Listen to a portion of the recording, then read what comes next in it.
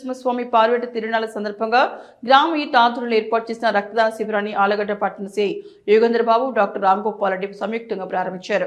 ఈ సందర్భంగా సిఐ మాట్లాడుతూ రక్తదానం చేయడం ప్రాణదానంతో సమానమని యువత స్వచ్ఛందంగా ముందుకు వచ్చి రక్తదానం చేయాలని పిలుపునిచ్చారు.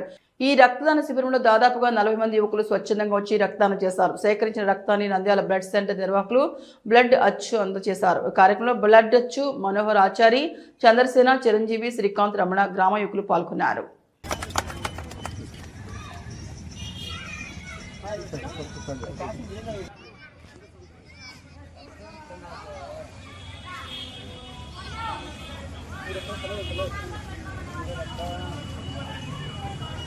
సార్ ఒక్క నిమిషం చూడండి సార్.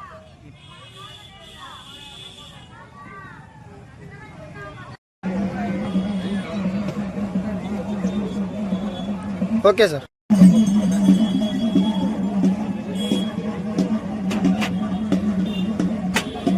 సార్ మీరు కూడా పోదండి.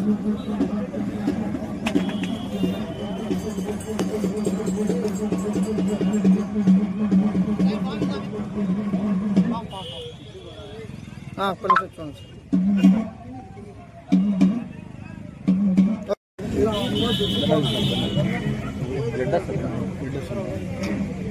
స్టిక్కర్ వేస్తే వాళ్ళు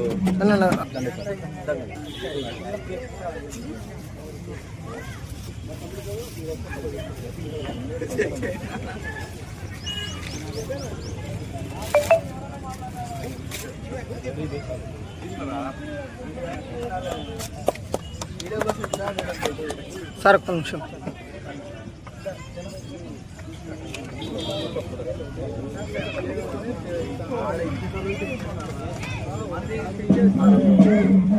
ఓకే సార్. అందరికీ నమస్కారం. ముఖ్యంగా ఈరోజు రక్తదాన శిబిరం ఏర్పాటు సందర్భంగా కలవడం చాలా సంతోషంగా ఉంది. మనిషికి ఎప్పుడైనా కూడా విలువ తెలిసేది దాని అవసరం ఉన్నప్పుడే. మరి ఈరోజు రక్తం కావాల్సి వచ్చినప్పుడు రకరకాల ఎత్తుకోవడం అనేది వీలు పడదు కాబట్టి ఇటువంటి కార్యక్రమం చేస్తున్న చాలామంది ఉన్నారు.